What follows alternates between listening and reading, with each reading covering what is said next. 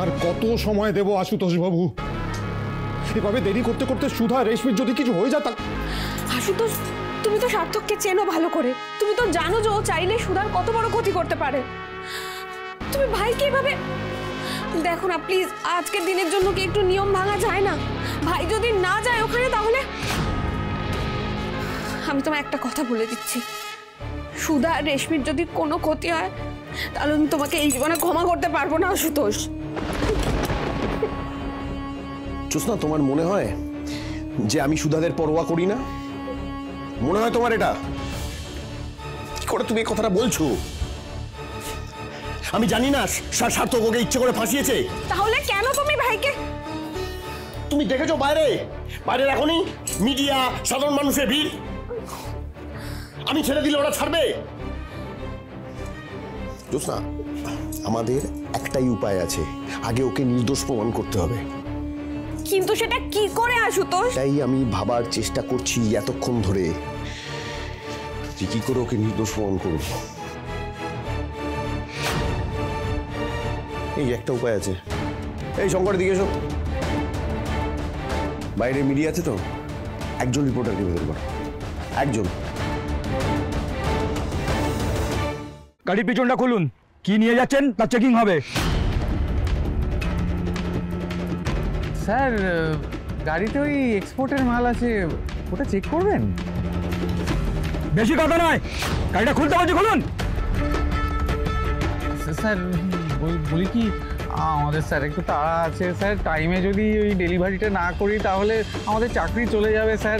Sir আমি বলছি তো, পেছনে শুধু বেকারির মাল আছে, আর কোনো কিচ্ছু নেই, বিশ্বাস করুন, আমাদের যেতে দিন স্যার প্লিজ। একবারে কথা কানে যাচ্ছে না, না খুলতে বলছি, খুলুন, চলুন।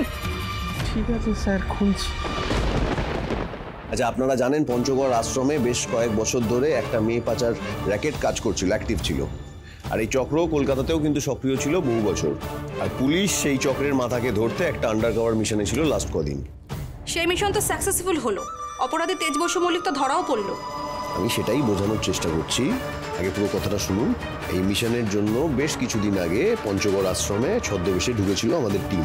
তারা সেখান থেকে উদ্ধার করে 13 জন মেয়েকে, আর এই আশ্রমের চক্রের সাথে জড়িয়ে থাকা বেশ কিছু মানুষের মুখোশ খুলে দেয়, যাদের মধ্যে একজন বিজনেসম্যান বাপ্পাদিত্য ঘোষালের ছেলে রণজয় ঘোষাল। আপনার টিমে কারা কারা ছিল স্যার? সেটাই হচ্ছে আসল কথা। এই মিশনে হেল্প করতে পুলিশকে সেই আশ্রমে ঢুকেছিল সমুদ্র বসু মল্লিক, ঝিনুক বসু মল্লিক, তেজ বসু মল্লিক এবং সুধাময়ী বসু মল্লিক। আপনি আবার এসব কথা বলে তেজ বসু মল্লিককে ক্লিন চিট দিতে চাইছেন? না, আমি সত্যিটা বলছি আপনাকে। এই সবটা একটা সাজানো ঘটনা, একটা ট্র্যাপ। সেটা একবারও মনে হচ্ছে না স্যার, বরং আপনার কথা শুনে মনে হচ্ছে তেজ বসু মল্লিক সম্পর্কে আপনার শালা হন বলে আপনি এ সমস্ত তথ্য দিয়ে ওনাকে বাঁচাতে চাইছেন। নেভার। একজন আইনের রক্ষক হিসেবে একজন অপরাধীকে ধরা সেটা আমার কাজ, সে সম্পর্কে আমার যেই হোক। তাই রণজয়কেও কোনো রেয়াত করিনি। সম্পর্কে কিন্তু আমার শালি রেশমির হাজবেন্ড, কিন্তু সত্যি এটাই যে রেশমিকে পাচার করার পেছনে ওরই হাত আছে। প্লিজ ট্রাস্ট মি, আমি নির্দোষ। এই যে মেয়ে পাচার চক্র, হেনা তানা সবকিছু, এর পেছনে সার্থক চ্যাটার্জি আছে, ও আসল মাথা। আর এই রণজয় ওদের হয়ে কাজ করছিল। আর আমাদের রেকর্ড অনুযায়ী সার্থক চ্যাটার্জিও ঠিক সেদিনই পুলিশ হেফাজত থেকে পালিয়েছে। সবই তো বুঝলাম, কিন্তু তেজ বসু মল্লিক যে নির্দোষ সেই প্রমাণ কোথায়? প্রমাণ এখানে।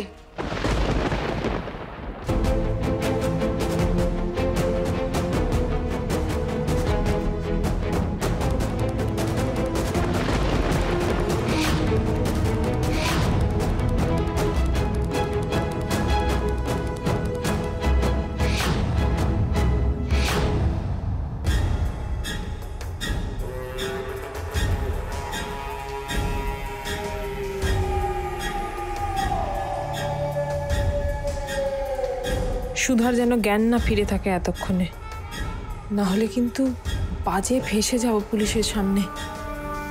বাইরে কার গলা পাচ্ছি? পুলিশ। কি হলো? দাঁড়িয়ে আছেন কেন? খুলুন। খুলছি স্যার, খুলছি।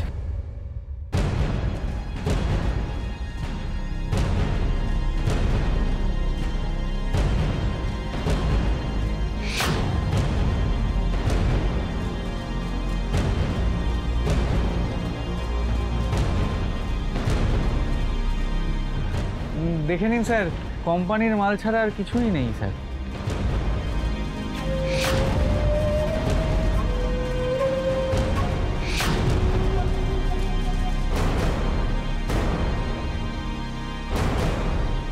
তোমাকে আর কোনো মেয়ের সর্বনাশ আমি করতে দেব না সার্থক।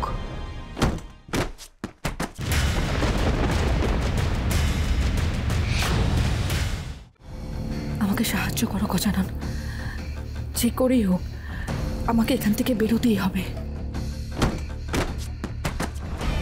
ওটা কিসের আওয়াজ হলো?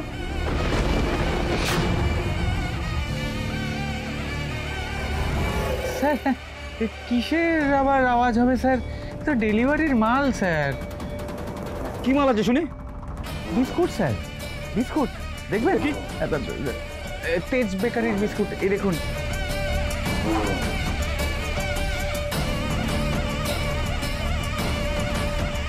এই যে বিস্কুট আছে, এই দেখুন। স্যার খুব খুব ভালো বিস্কুট স্যার। কার সাথে কথা বলছে সার্থক? আর তেজ বেকারির বিস্কিটের কথা কেন বলছে? তাহলে কি তেজ বেকারির কার্টুনে করে আমাকে বন্ধ করে নিয়ে যাচ্ছে সার্থক? কিন্তু এভাবে কোথায় নিয়ে যাচ্ছে? সুধাময়ী যাবে আমার সাথে দেশের বাইরে। মিসেস জ্যোৎস্না তিওয়ারি কোথায়? বলুন জ্যোৎস্না কোথায়?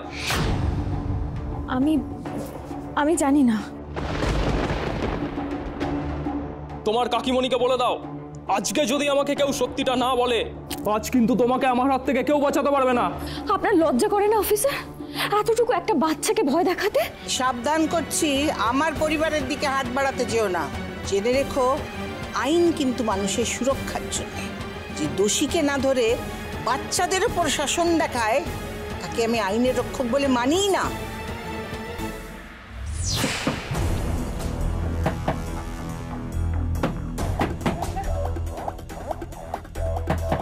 স্যার এবার এবার তো দেখে নিলেন বেকারির মালই আছে, এবার আমরা আসি।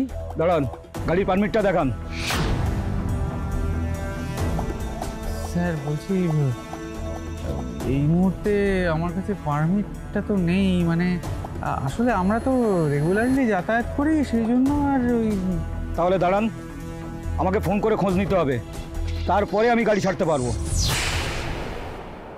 দেখবেন এমন অবস্থা করবো না সবার, পেটে ভাত চুকো চুটবে না। এই যাও, ওদের কিচেনে যাও, যা যা আছে সব বের করো এখনই। এই যে দাঁড়াও, একদম না। আমার হেসেলে কিন্তু খবরদার হাত দেবে না, নইলে কিন্তু আমি। আর এক পা বাড়িয়ে দেখুন কি করি আমি। ভুলে যাবেন না, পুলিশের কাজে বাধা দিলে শাস্তিটা ঠিক কি। শোনো, আমার নাজ্জামাই তোমার চেয়ে অনেক বড় অফিসার। তুমি আমাকে আইন শিখিও না, মনে রেখো। বেশি জুলুমবাজি করার চেষ্টাও যদি করো না, আমি তোমার বিরুদ্ধে থানায় অভিযোগ জানাবো। মা মা মা মা মা মা এদিকে শোনো, শোনো না, আর অশান্তি বাড়িও না, তুমি একটু ঠান্ডা হও মা। দেখছো তো এত অসুবিধা চলছে চারিদিকে।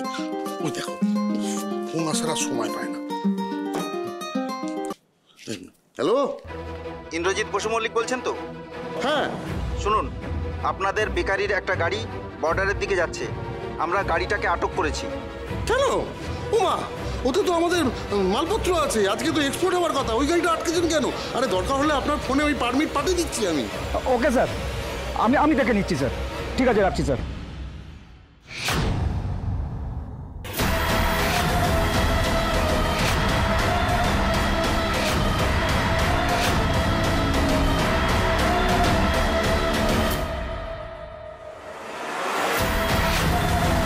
তোমার পাপের ঘোড়া পূর্ণ হয়েছে, এবার তুমি আমার আসল রূপটা দেখবে।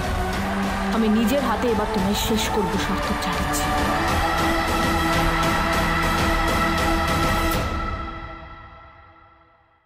আমার বেলাভেড এক্স ওয়াইফ সুধাময়ীকে খুব সাবধানে সঠিক জায়গায় পৌঁছে দিতে হবে।